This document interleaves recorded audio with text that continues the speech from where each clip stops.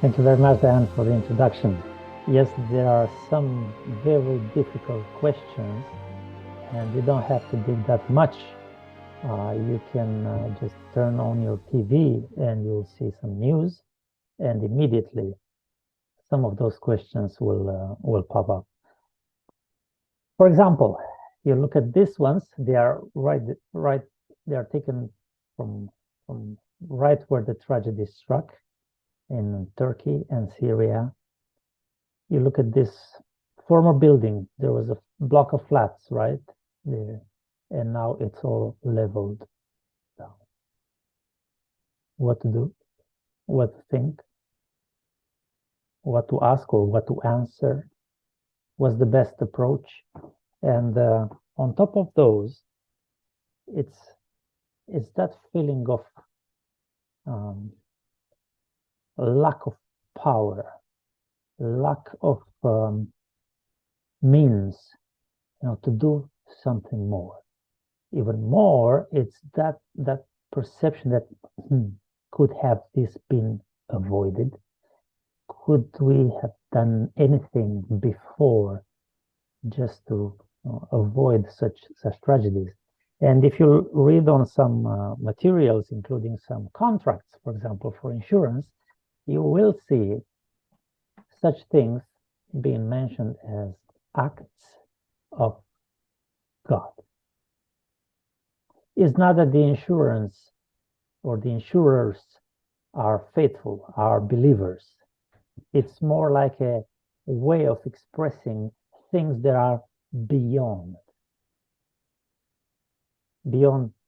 human sphere. And believe it or not, they are saying a truth here. And I'm not saying that this tragedy is an act of God. I'm just saying that such events, and that's not the only one. We could have had here pictures from Ukraine, pictures from different places in Africa or in other parts of the world, including a suburb from Chicago, or any other place in the world where some tragedy struck. And then you feel like, is there something more? There's something beyond our human powers to do this, to explain this, to prevent such acts. And specifically, if you're a believer in the Bible, you'll be faced with tough questions. For example, if God is all-powerful, as we say, and all-loving, as we say, why does he stand by? Or that's what it seems like. Why does he stand by and let human beings suffer so much? Or where is God when millions are dying? Why doesn't he just step in and prevent natural disasters? Because you can say, all right, the war is being run by some dictators, right? Or some bands or some gangs or some. But what about an earthquake? That's so beyond any human involvement. Why does he allow people like the dictators? And I could have placed there Hitler as it was in the lesson, but if I'm saying now Putin, or if I'm saying now another and another and another, will people think like, well, it's too much, you're mixing religion with politics? Okay, why does he allow, let me put it this way, evil people to do what they do? And we believe that the story of Jesus really answers these questions. And his life and his death give reasons, and they also give hope. So in this lesson, we look at several of these reasons and we'll fasten onto that hope. Welcome, everyone, to Try Jesus, a program presented by Discover Truth, Adventist Discovery Center, under big umbrella. You'll hear more about it in the year to come, called Reflecting Hope. All our resources, these materials, these recordings that we are making every Tuesday night here are all available on our website, adventistdiscoverycenter.org. You can just scan this QR code and you'll be taken right there. As we mentioned, every night we are covering the story of Jesus, series 1, which deals with the events in Jesus' life. And tonight it's lesson number 8. 2 more to go. Lesson number 8, Jesus, why he came.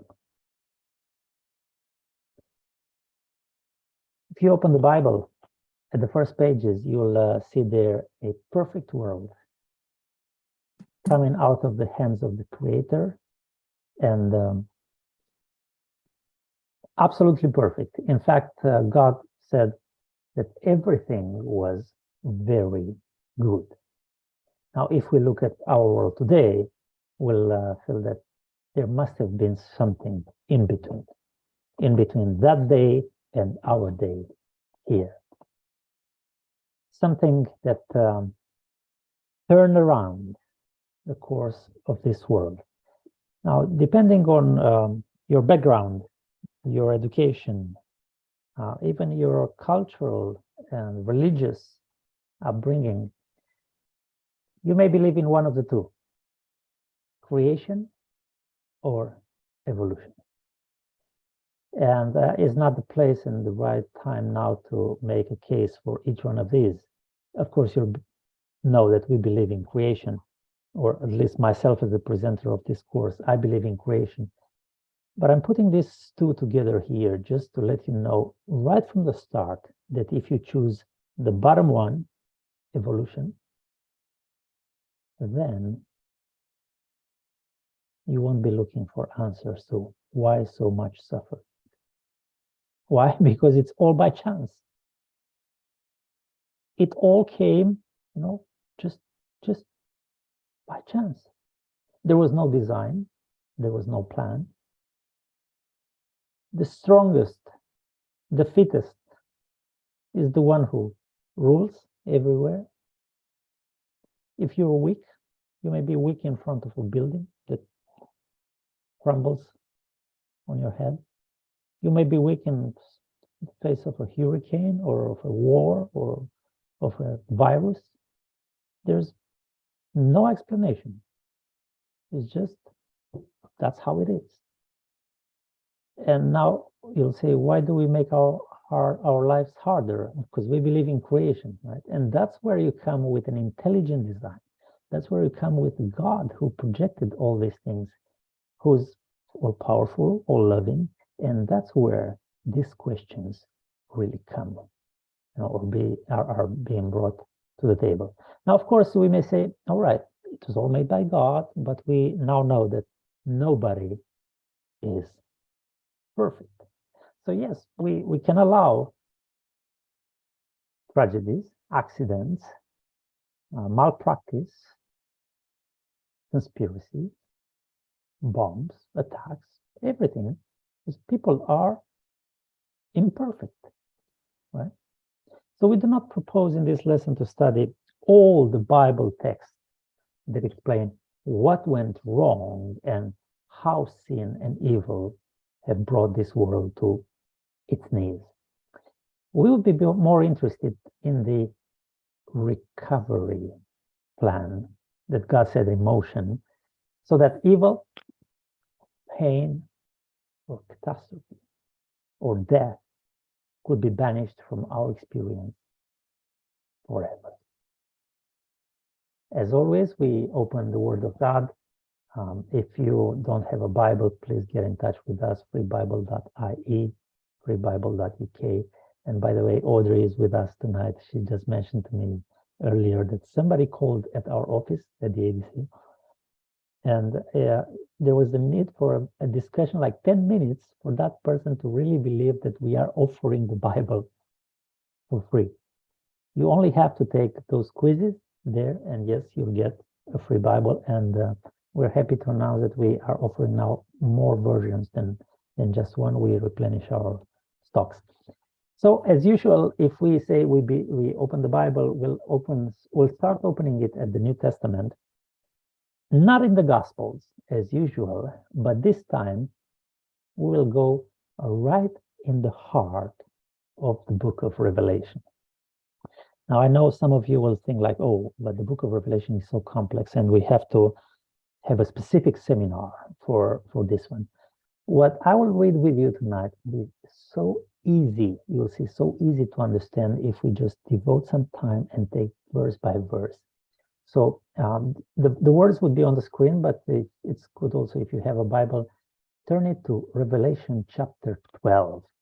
And that's where we find, as I said, in the heart of the book, that's where we find this concept known as the great controversy. It's a great controversy between good and evil, between light and darkness. You remember we just read from John last Thursday. A great controversy between everything, on one side, light, life, truth, good, and the opposite of it. But in the end, or at the bottom ground, it's a great controversy between Christ and Satan. So let's read in Revelation chapter 12 from verses 7, 8, and 9. I'll read it first as it is on the screen, and then I'll present it again like in a classroom with different colors, just to follow some key ideas there. The text goes like this. War broke out in heaven. Michael and his angels fought with the dragon, and the dragon and his angels fought. But they did not prevail, nor was a place found for them in heaven any longer. So the great dragon was cast out, that serpent of old called the devil and Satan, who deceived the whole world. He was cast to the earth, and his angels were cast out with him. Once again, this is the great controversy there. And you can see we have one person called Michael, or maybe it's a title, maybe it's just a symbol. We have another one called the dragon, or the devil, or Satan. We find angels on both sides. We find a war that has an outcome, and that is a victory for one side and defeat for the other one. And let's read it again. And I'm using a color code here. What broke out in heaven? War. So if you think of war here on the earth, know that it started way up there. Now I'll put it in red, while places, I'll put it in orange. So war broke out where? In heaven. Michael and his angels fought with the dragon, and the dragon and his angels fought, but they did not prevail. So we can understand that the war had an outcome right there, right then. They did not prevail, nor was a place found for them in heaven any longer. So we can imagine God created everything, all the universe, but then there was a war there. And you may feel like, oh, it's Star Wars or Star Trek or it's Superman or different science fiction movies or stories with this idea. There was this war there. And the outcome of it was that Satan and his angels were cast out. There was no place found for them in heaven any longer. Where did they go? Well, the universe is huge. They were surely not to be found any longer in the presence or within the presence of God. They were cast out from heaven. But the Bible continues saying something like this. So the great dragon was cast out, that serpent of old called the devil and Satan, who deceives the whole world. He was cast where? To the earth. And his angels were cast out with him. So now you may feel like, okay, so if they kicked them out from heaven, why did they have to find a place here on earth? Or how did that take place? You remember this character? You remember this book in the Bible? Just stepping one time back to show you something here, in case you've missed it. Who is this dragon? Devil, Satan, the serpent of old. Now, if we go back in time, as long as we can, we go to Genesis. And that's where we find, for the first time, the serpent. And that's where we find, for the first time, the process of deceiving the human race. Or, as Revelation says, the entire world, because it started from there, or with Adam and Eve, and from there on, deceiving the entire world. And if you remember, Adam and Eve sinned. That's how sin entered our world. And then God stepped in and made a judgment between the human race and the devil and his angels. And God said, this is a key verse in the Bible. In case you missed it, please highlight it, because it's called the first gospel in the Bible. This verse only, it's called the first gospel, proto-evangelium. God says, I will put enmity between you and the woman, that's talking to the serpent, between your offspring and hers. He will crush your head and you will strike his heel. Now, you may read this text, you may feel like, okay, who is I? Who is you? Who is hers? Who is he? Who's everybody in here? So let me reread this text, now adding a few explanations right there in the brackets. But before I'm doing that, what do you get from this picture related to the text that we've just read? These are the feet of a woman. You can see the heel. Down there, it's an ugly snake. If you're happening to step somewhere and there is a snake, would that snake jump right to your neck? Probably not. Most probably it will grab something at its level. And the most vulnerable part there would be the heel, and also in terms of making you unable to walk. So let's read the text once again, knowing now the symbols here, the heel and the snake. So God says, I will put enmity between you, Satan, serpent, devil, the serpent of old. I'll put enmity between you and the woman. But of course, it was not only Eve there, but it was Eve as the mother of the human race. Between, and now it's the next generation, or it's even the last generation, between your offspring. We didn't know that Satan has any offspring, right? But that's the thing here. All the evil people. You remember Jesus talking to some Pharisees and others and said, your father is the devil. And her offspring. If you read in Paul, for example, in Romans, in Galatians, in other places, you'll find that offspring of the woman is the Messiah. So God says in the first part of the verse, he will put enmity. In other words, there will be a great controversy between the two parties. But how is the outcome? What's the outcome of this great controversy? Well, God says, he, which means that there is this Messiah, is not just a symbol there, but it's a real person.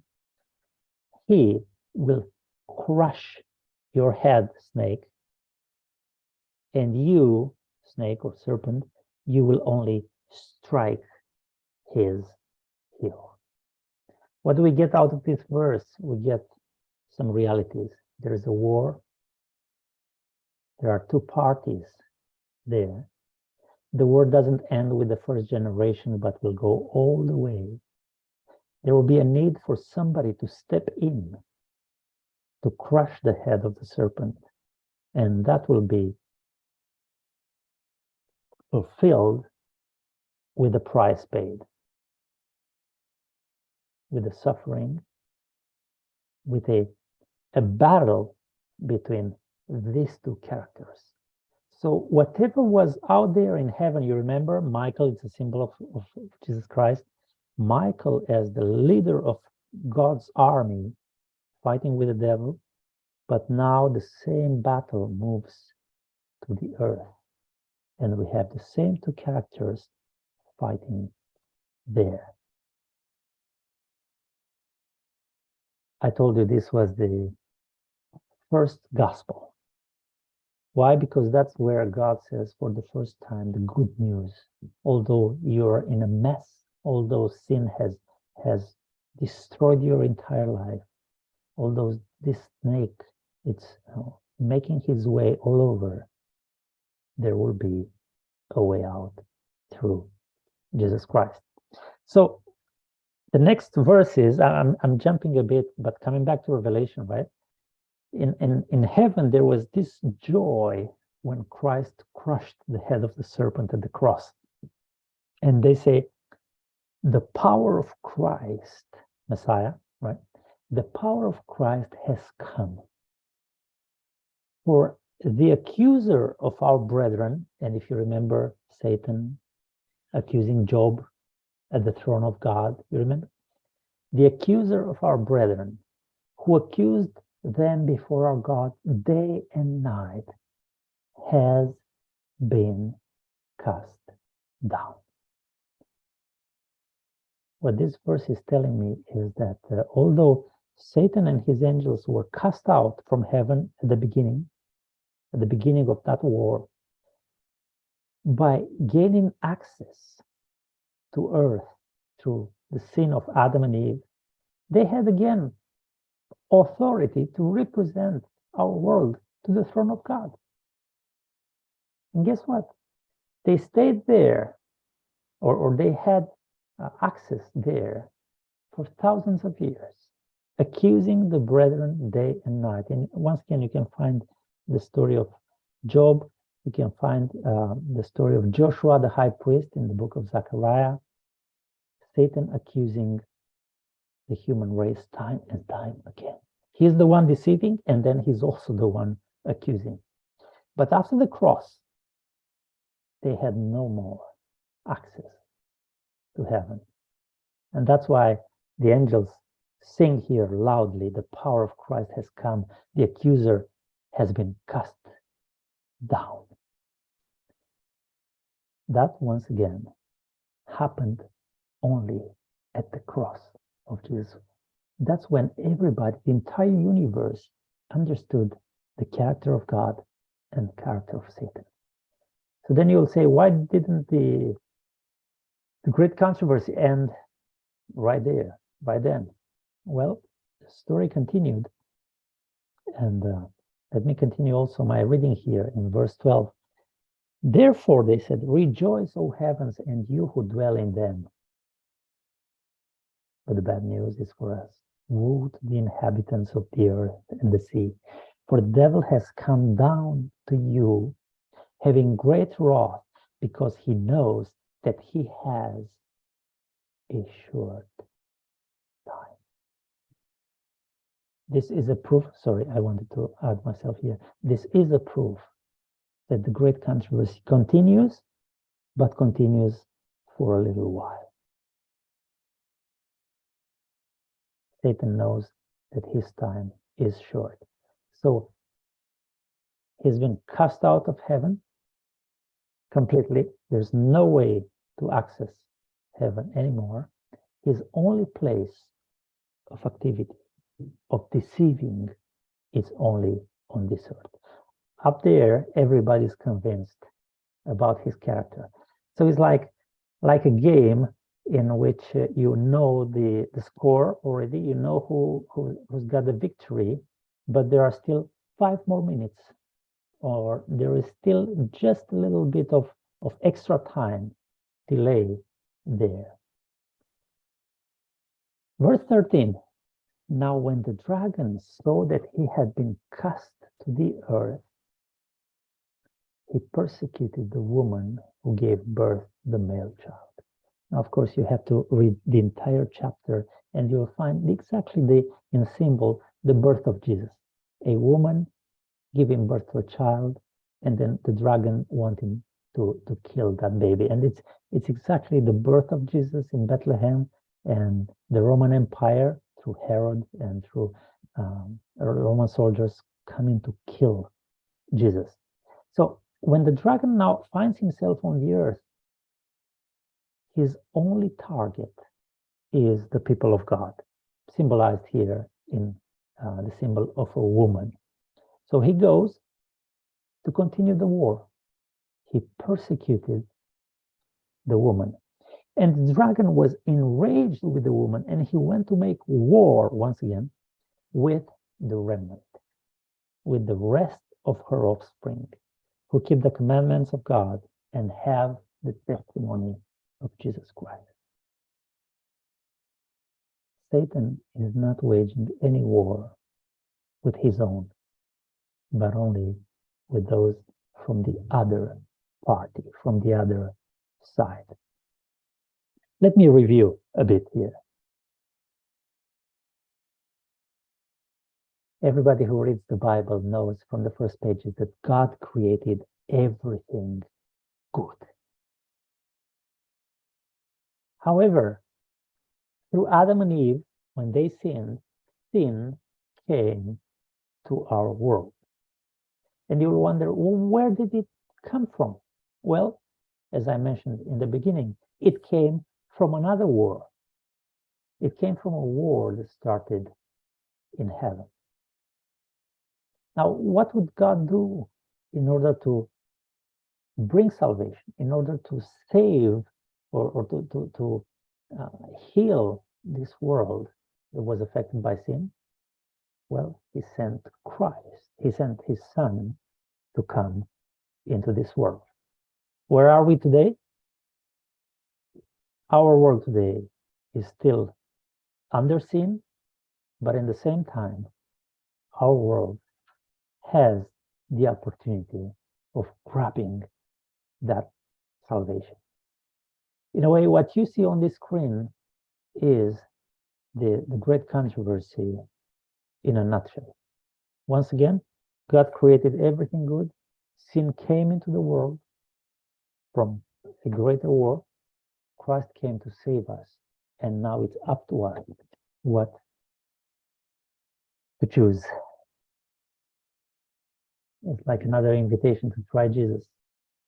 You may think of God creating the good things, everything good, or sin attacking, infecting everything around us. You can think of Jesus who came to die for you, or you can think of Satan, the one who just deceives the entire world. You need to choose. And the free will is out there. And of course, some may think, well, couldn't God just create the world without the free will? You know, just being some robots? Well, when God said, I'm making the world perfect, perfect means even to have the right to do something different. That's real perfection. God could have, twisted something there in our DNA, and none of us would have ever had the need to ask any questions. Just imagine a world without questions. But not. God said, I'll let you free. I'll let you be moral, having the right of free will, even to the point of choosing completely opposite than my desire or my proposal for you. If somebody asks you, why did Jesus come? Like the title of our lesson, please read with me this important text in the Epistle of John. First Epistle of John, chapter 3, verses 7 to 10. The old apostle says, Dear children, don't let anyone lead you astray. The one who does what is right is righteous, just as he, God, is righteous. The one who does what is sinful is of the devil, because the devil has been sinning from the beginning. And then the reason the Son of God appeared was to destroy the devil's work. Please, once again, if somebody asks you, why did Jesus come? Well, he came to destroy the devil's work. You remember these pictures? They're part of one of our previous lessons. Satan came to destroy our world, but Jesus came to destroy the works of the devil, to destroy sin, leprosy, suffering, death, to take them out of our life. So now the big picture looks like this. Now it's not just the snake and the woman in the Garden of Eden. In fact, it's an entire great controversy covering the entire history of our world. And it's the Son of God coming to find that lost sheep, that person that was attacked by the serpent, that Lazarus that was in his grave. And it's a great controversy that will continue till the end. Apostle Paul says in the book of Hebrews that Jesus does give aid to the seed of Abraham. Therefore, in all things, he, Jesus, had to be made like his brethren, that he might be a merciful and faithful high priest in things pertaining to God, to make propitiation for the sins of the people. Why did Jesus come? Well, here's another answer. For in that he himself suffered, being tempted, he is able to aid those who are tempted. Why did he come? To be like us, to feel what we feel, to be tempted in all things, and then tell us the secret, tell us the power, or share with us that power to move on. And the last verse in Hebrews chapter 2, while sounds more or less the same, like we've just read, there are two other things here. Inasmuch then as the children have partaken of the flesh and blood, he himself likewise shared in the same. In other words, if you remember, the Word became flesh, that through death he might destroy him who had the power of death, that is the devil, and release those who, through fear of death, were all their lifetime subject to bondage. I'm asking now once again, why did Jesus come? Well, he came to partake of flesh and the bones and to be one of us. He shared in the same. But he also came to die so that by his death will destroy whom? It's a play on words in a way, but it's a key concept here. Through death, through his own death, right, he might destroy him who had the power of death. Satan was the one bringing all the suffering, bringing all the pain. It's not God's plan. It's not by chance. There is a design in making our world suffer, and that comes from Satan, and that comes from the devil. So Jesus came, read with me the last two lines here, to release those who, through the fear of death, were subject to bondage. For how long? All their lifetime. In other words, without Jesus coming into our life, we are just in a bondage, slaves for our entire life. Therefore, says Paul in Romans, making a comparison between the sin of Adam and the redemption brought by Christ. Therefore, as through one man's offense, judgment came to all men, resulting in condemnation, even so, through one man's righteous act, the free gift came to all men, resulting in justification of life.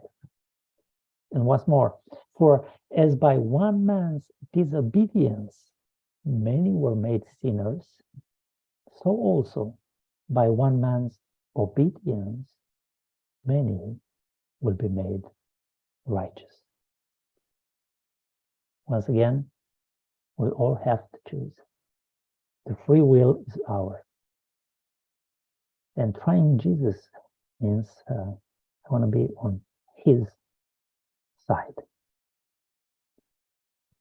Jesus says in the Gospel of John, I have come that they may have life,